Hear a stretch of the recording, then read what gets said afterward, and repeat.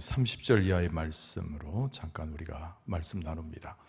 기도하는 사람들, 제목이 그래요. 기도하는 사람들. 믿음 생활에 있어서 기도를 빼놓을 수 없죠. 하나님과 연결되어져 있는 우리 심령의 상태와 태도를 가르치는 말씀이기 때문에 우리의 믿음이 무엇인가 여러 가지로 정의를 하죠. 환경에 따라서 또 삶의 경우를 따라서. 그러나 여러분, 믿음이라는 말을 우리가 성경을 집대성하고 우리의 심령을 다해서 정의를 해보면은 우리의 모든 것들을 하나님께 맡기는 것이 믿음이다, 이렇게 정의할 수가 있습니다. 내 안에 있는 나의 삶과 심령의 상태, 내가 가장 사랑하는 가족과 자녀, 그리고 나의 소유, 나의 모든 일들을 다 하나님께 맡겨드리는 거예요. 그게 믿음입니다. 우리 믿음이라고 하는 것이 예수 그리스도를 통하지 않고서는 표현할 수 없겠죠. 우리의 구원자이신 예수 그리스도를 통해서 하나님과 나 사이에 인격적인 교제가 형성이 되는 것이 믿음입니다. 그래서 기도가 너무 중요하고 우리의 삶에 있어서 찬양이 강조되는 이유가 그것 때문이죠. 하나님과 연계되어져서 예수 그리스도의 은혜를 기억하고 성령으로 살아가는 사람, 기도의 덕목을 이루게 되는데 그것을 우리는 믿음이라고 정의를 합니다. 2000년 전에 초대교회가 하나님의 은혜 가운데 세워졌지요. 성령의 역사함 가운데 교회는 그 능력의 근원을 경험하게 되고요. 사도 바울이 로마에 있는 교회에 편지했습니다. 오늘 본문의 말씀은요. 로마에 있는 교회는 사도 바울이 세운 교회는 아니지만 믿음으로 그 교회를 같이 해서 믿는 자들끼리 서로 기도로 연락하는 그런 성도와 바울의 관계였습니다. 사도 바울은 로마를 떠나서 예루살렘으로 돌아오는 길에 있었어요. 이 과정에서 로마에 있는 교인들에게 충심을 다해서 이 편지의 글을 내보냅니다. 근데 한마디로 요약하면 우리는 하나님 안에서 한 믿음을 가진 존재고 또 내가 전하는 그리스도의 복음을 행하는 모든 것을 너희들이 알고 있으니 나를 위해서 기도해달라, 이 중보 기도를 부탁하고 있는 것이 오늘 본문의 말씀의 배경입니다. 로마에 있는 교회들은 이방 출신의 그리스도인들이었습니다. 여러분, 초대교회가 어떻게 구성되는 거 우리가 기억을 하죠. 예루살렘으로부터 교회가 시작이 됐어요. 그래서 예루살렘, 유태인이라고 하는 정체를 가진 사람이 그리스도인 된 사람, 또 복음이 서방에 계속 증거되므로 이방인의 출신이지만 그리스도인 된 사람, 이렇게 교회 안에는 뒤섞여져 있는 출신에 따라서 모양새가 여러 가지 것들이었어요. 로마에 있는 교회였기 때문에 당연히 유태계 그리스도인보다는 이방인 그리스도인이 훨씬 많았던 것이죠. 그들에게 부탁을 합니다. 사도 바울의 한 가지 사명이 있었기 때문이죠. 근데 기도를 할 때 어떻게 기도해달라? 첫 번째가 열심을 다해서 기도해달라는 거예요.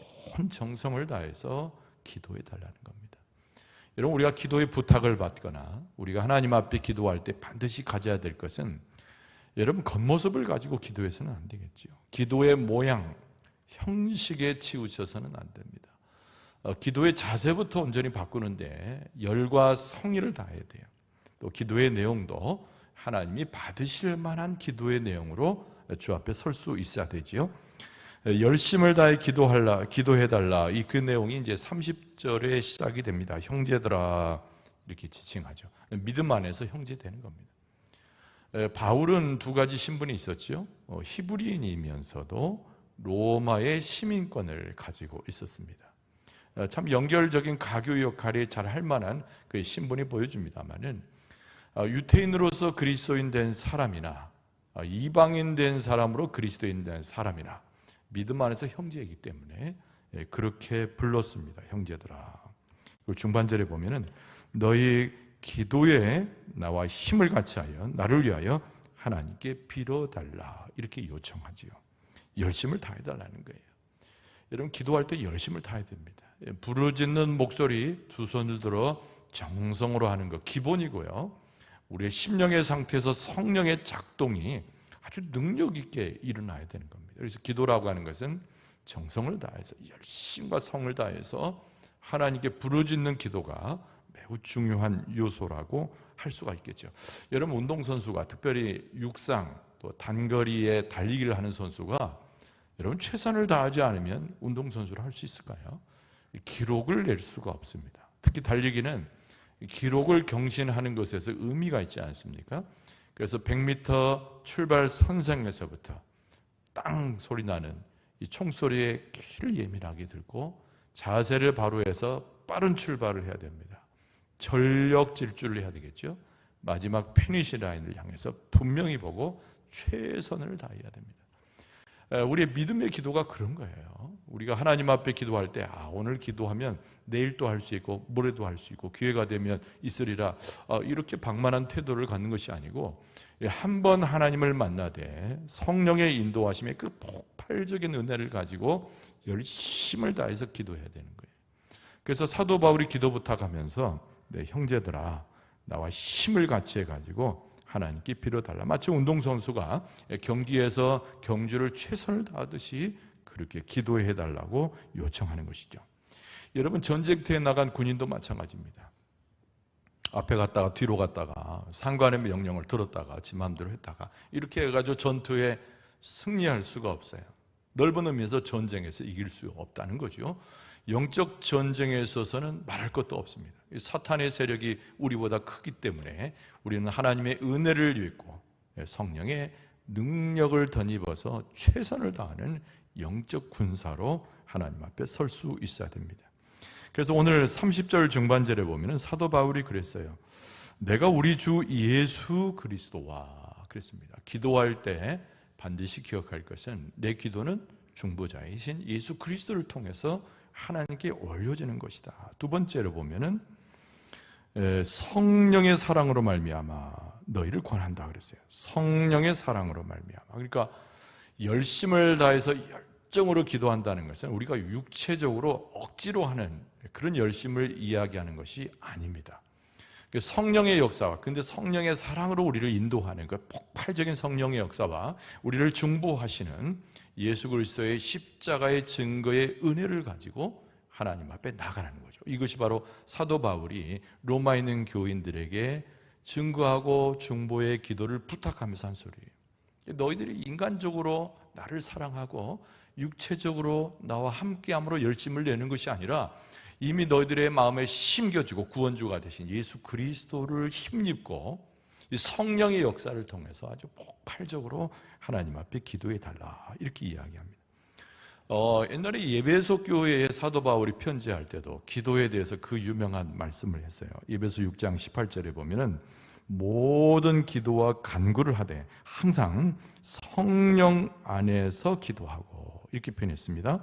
이를 위하여 깨어 구하기를 항상 힘쓰며 그랬단 말이에요. 예배소 교인들에게 독려하면서 그런 겁니다. 깨어 있으라는 거예요. 깨어 있으라. 근데 그 깨어 있는 가장 핵심적 포인트가 뭐냐면은 성령 안에서 기도함으로 깨어 있으라. 이게 깨어 있다라고 하는 거 완전히 눈을 열고 귀를 열어서 무릎을 꿇어 하나님 앞에 기도하되 그게 열정적인 기도인 거예요. 깨어 기도하는 겁니다. 단순히 이제 간밤에 잠을 자고 아침에 일어나는 그런 게임을 이야기하는 것이 아니라 영적으로 활짝 열려진 게임을 가지고 하나님 앞에 예수 그리스도의 이름으로 나아갈 것을 요청하는 것이죠. 여러분, 우리가 좀 이따 기도도 하겠지만은 여러분 기도하는 심령으로 말씀도 듣지만은 이렇게 깨어있는 우리의 영성과 성령의 인도하심과 예수 그리스도의 중보하심으로 열정적으로 하나님 앞에 기도하는 은혜를 덧입게 될 줄로 믿습니다. 영적인 싸움이에요. 영적인 싸움. 아까 군사 여러분 전쟁에 비유했습니다만은 여러분 전쟁터에 혼자 병사 나가서 싸우는 거 보셨습니까? 그렇지 않죠. 부대를 이루고 연대를 이루고 전쟁의 지휘관을 통해서 다 같이 싸우는 것이 전쟁이에요. 영적 전쟁도 마찬가지입니다. 내가 홀로 골방에서 기도할 수 있지만 하나님의 말씀을 내가 혼자 듣고 감동할 수도 있지만 나와라는 거예요. 나와서 함께 어우러져서 연합의 전선을 이루어가지고 사탄을 대적하고 하나님 앞에 함께 나가는 것이 영적 전쟁입니다. 그래서 오늘 이 본문의 말씀 가운데 뭐라고 얘기했어요? 너희 기도에 나와 힘을 같이 하여. 그랬단 말이에요. 내가 예루살렘으로 돌아가면서 사명을 감당해서 기도하는 거 너무 당연한데 나의 후원자가 되고 나와 연합한 자가 되고 모두가 함께 하나님 앞에 기도해 달라는 것이, 그래서 한 마음이 되라는 겁니다. 한 모양이 되달라는 거예요. 한 공동체가 되달라는 거예요. 여러분, 이 사도 바울은 예루살렘에서 저 안디옥에 이르기까지 어떻게 보면 그들의 교인이에요. 그럼에도 불구하고 선교사가 되어서 전 세계에 흩어질 때 모든 교회 모든 성도들이 하나님 안에서 한 형제가 되고 한 기도의 사람이 되고 한 마음이 되고 한 성령에 의해서 이끌림 받는 연합하는 하나님의 백성의 기도와 믿음의 삶을 사는 것이라는 거예요. 우리나라 사람들이 좀 병폐가 우리 교회는 아니면 다른 교인들은 거들떠보지 않는 습관들이 있어요. 우리 교회는 최소한 그러지 말아야 됩니다. 여러분, 기도할 때 영광 국민의 진정한 구원을 위해서 기도할 때도, 영광군의 하나님의 역사를 위해서 기도할 때도 성령의 역사하심과 영광 군민의 위안과 그들을 쓰다듬어주고 축복을 준 모든 과정에 있어서 여러분, 영광의 지역에 있는 모든 교회 성도들의 형제가 되어서 함께 기도하고 있을 수 있는 우리의 심령의 상태가 연결되어야 될 줄로 믿습니다.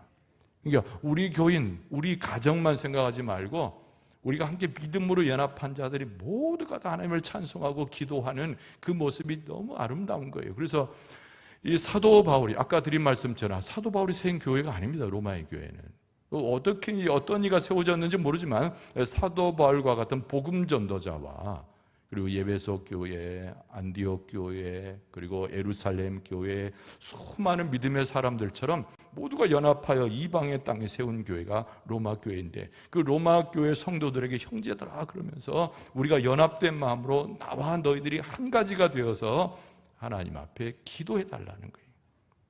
여러분, 그 기도 가운데 하나님께서 응답하시겠어요? 응답하지 않겠어요?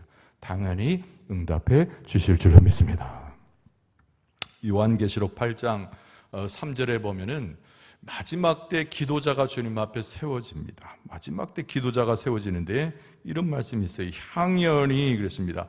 기도의 향불이 타오르는 것을 연상할 수 있죠. 성도의 기도와 함께 천사의 손으로부터 하나님 앞으로 올라가는지라. 할렐루야. 좀 이따 기도할 때요, 내가 막 억지로 막 소리 지르고 막 떼쓰고 그 모습이 아니라 기도의 향불이 막 올라가는 거예요. 올라가는데 천사가 그 기도를 가지고 하나님 앞에 올라가는데 하나님의 보좌 앞에, 하나님의 보좌가 어떤 보좌예요? 시은좌라고 말합니다. 은혜를 베푸는 자리예요. 하나님의 은혜를 베푸는 자리에 막 기도가 타올라서 올라가는데 하나님께서 연락하시고 거룩한 하나님이 받으시고 하나님의 역사 가운데 충만한 은혜로 내려주실 줄로 믿습니다. 그거예요. 연합하는 성도들이 다 모여가지고 하나님을 높이는 거예요. 그래서 우리의 마음 가운데 상상해보고 우리의 마음 가운데 믿어보고 그것이 우리의 비전이 돼야 돼요. 여러분, 다른 것이 비전이 아니에요. 영광군 전체가 하나님께 예배자가 되면서 찬송하는 자가 되면서 기도하는 자가 되면서 영광군이 뭐 사람들이 5만 2천 명이 예수 믿는다 단순하게 그런 것이 아니라 영광 국민 전체가 다 모여가지고 하나님을 찬송하고 기도하고 이 기도의 향불이 타올라서 하나님께 나아가는 것을 상상해보고 마음에 믿어 의심치 않고 그 비전을 가지고 가보란 말이에요. 하나님께서 그 비전을 주시고 우리의 마음에 그런 심령의 감동을 주시고 성령의 역사를 이끌어갈 때에 5만 2천 명이 다 믿을 수 있을까? 사람 생각이죠. 하나님께서 5만 2천 명을 전부 주님 앞에 세워가지고 기도자로 연대하고 연결되고 하나님의 역사를 이룰 수 있도록 하나님께서 주장해 주실 줄 믿습니다. 그런데 믿음 있는 자 위에 그런 역사가 있는 거예요. 함께 기도하는 자 위에 그런 하나님의 축복의 약속이 임하는 겁니다. 그래서 로마에 가서 그 복음을 받고 로마에 있는 교인들에게 사명을 가지고서 예루살렘으로 돌아오는 바로 이 사도 바울이 로마에 있는 교회에게 그렇게 부탁했던 겁니다. 그럼 사도 바울이 도대체 무슨 사명으로 예루살렘으로 돌아오는 길이었을까? 오늘 본문의 말씀의 배경을 잘 봐야 되는데 그냥 휴양 좀 하려고 쉬려고 돌아오는 것이 아니에요.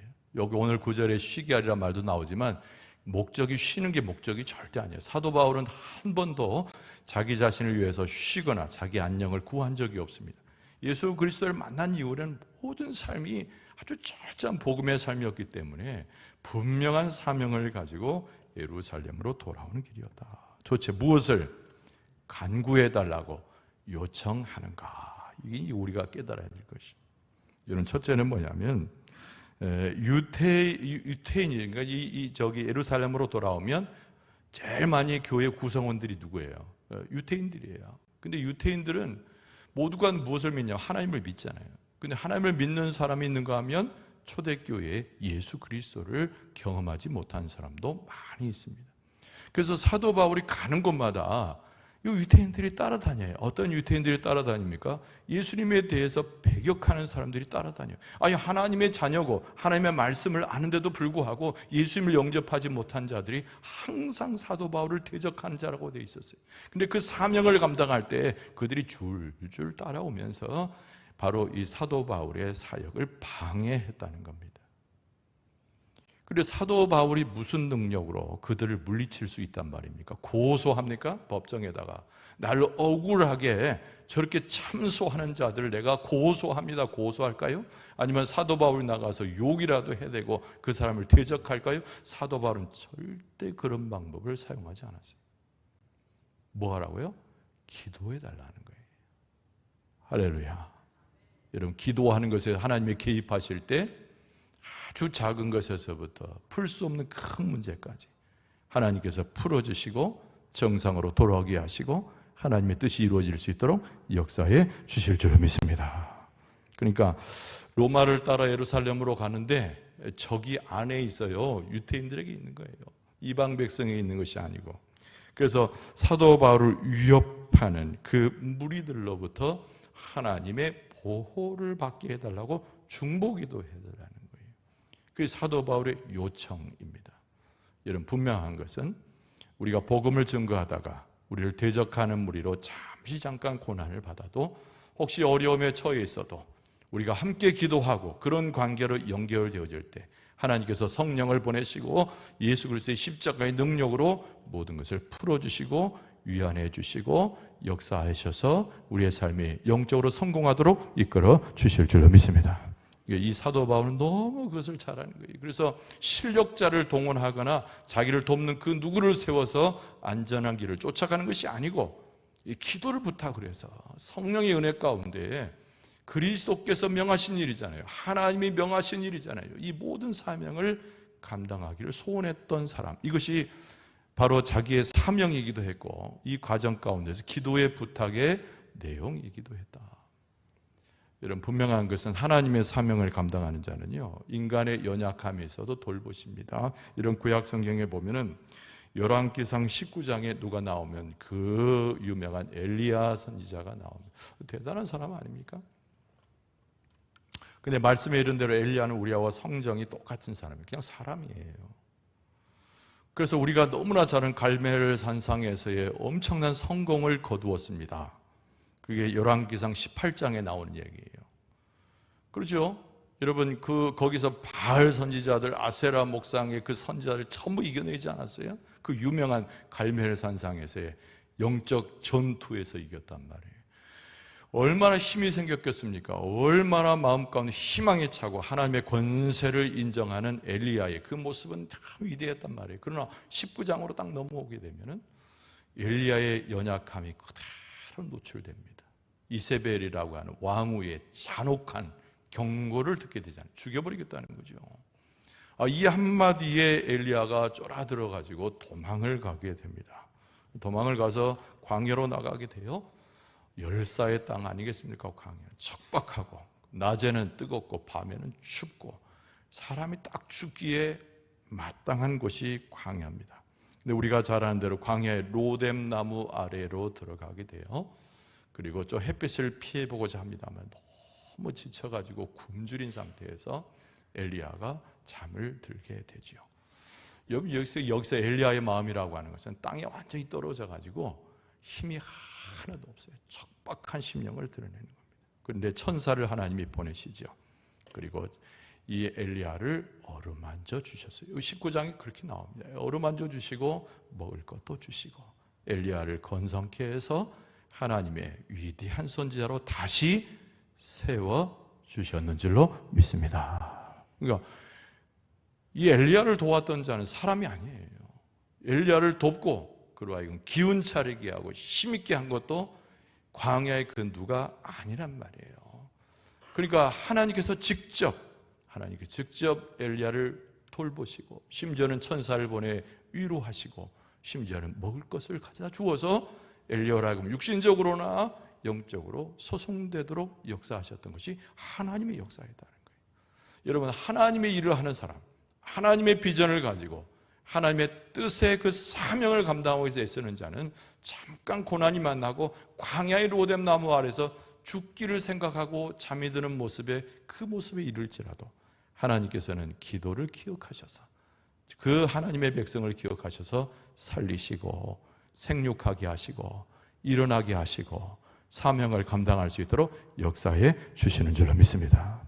바로 이 바울이 그것을 너무 잘 알아서 바로 이 사명을 갖고 예루살렘으로 돌아오면서 로마에 있는 교회에 나를 위해서 기도해 달라고 한 거예요. 기도했죠. 당연히 로마에 있는 교인들이 기도했을 거예요. 근데 그 사명의 내용이 무엇이냐면은 헌금을 가지고 오는 것입니다. 그때는 이제 연보돈인데요. 우리가 지금 헌금 그러잖아요.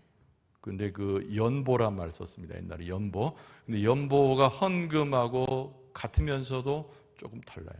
구제를 위한 예물의 내용의 성격입니다.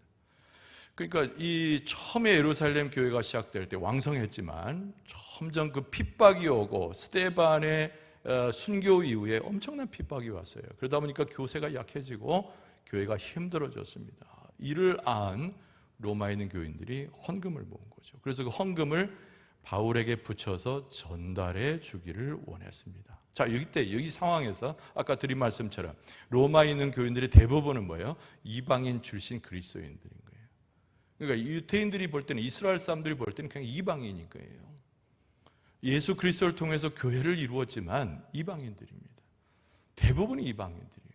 물론 로마에 거주하는 이스라엘 사람들이 그리스도인 되어서 그 교회에 출석하고 함께했던 것은 분명하지만 대부분 사람들은 이방인들이에요.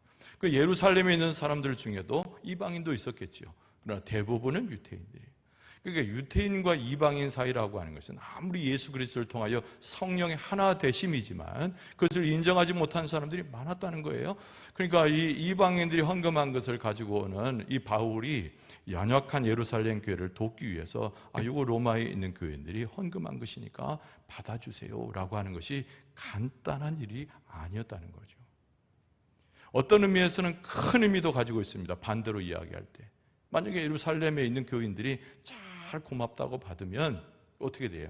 이방인과 그리고 유태인들이 그리스도 안에서 하나가 되는 장면이 이루어질 거예요. 그러나 반대로 무슨 이방인들이, 우리가 아무리 약해도 그렇지, 그들이 준 헌금도 아니고 돈이라고 생각해요. 돈. 그래서 그거 안 받아요 라고 거절을 하게 되면 이방인과 유태인 사이에 간격이 넓어지고 마는 것이죠.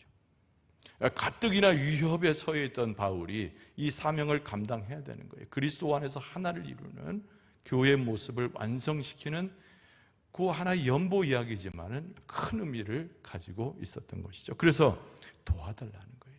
기도해달라는 거예요. 로마에 수천 킬로 떨어져 있잖아요. 예루살렘에서 여러분 지도책 펴놓고 로마에 있는 지역까지 보면 엄청 거리가 멉니다. 배를 타고 오든 육지를 타고든 지금처럼 교통수단이 발달되니까 몇 시간의 비행기를 타고 가지만 그때는 수개월이 걸리는 과정인 거예요. 편지를 보냈다는 거예요. 그러니까 여기 앞에 있는 사람에게 편지할 수 있고 앞에 있는 사람에게 기도 부탁할 수 있지만 저 멀리 떨어져 있는 로마에 있는 교회에 편지했는데 거리와 상관이 없어요. 여러분, 하나님의 역사는 거리와 상관이 없어요. 처해 있는 위치와 신분과도 상관이 없어요. 그 사람이 나이 든 사람인지 어린 사람인지 상관이 없어요. 그 사람이 부유한 사람이든 가난한 사람이든 상관없어요. 그 사람이 대접받는 사람이든 아니든 상관없어요. 여러분, 기도는 한 형제로 묶어줘서 하나님의 역사가 반드시 나타나게 되는 줄로 믿습니다.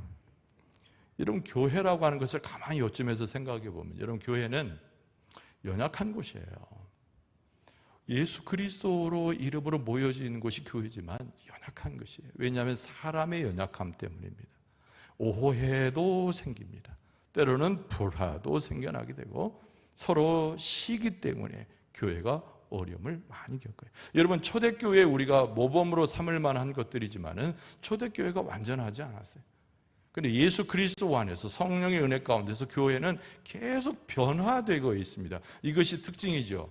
교회의 연약함, 부족함 여전히 있지만 계속 변화돼요. 어떻게 변화됩니까? 예수 그리스도의 성품으로 변화되고 하나님의 나라의 꿈의 비전으로 성장하고, 교회라고 하는 것은 하나님의 나라가 왕성해지듯이 교회는 그렇게 하나님 안에서 영적인 것으로 풍성해지는 줄로 믿습니다.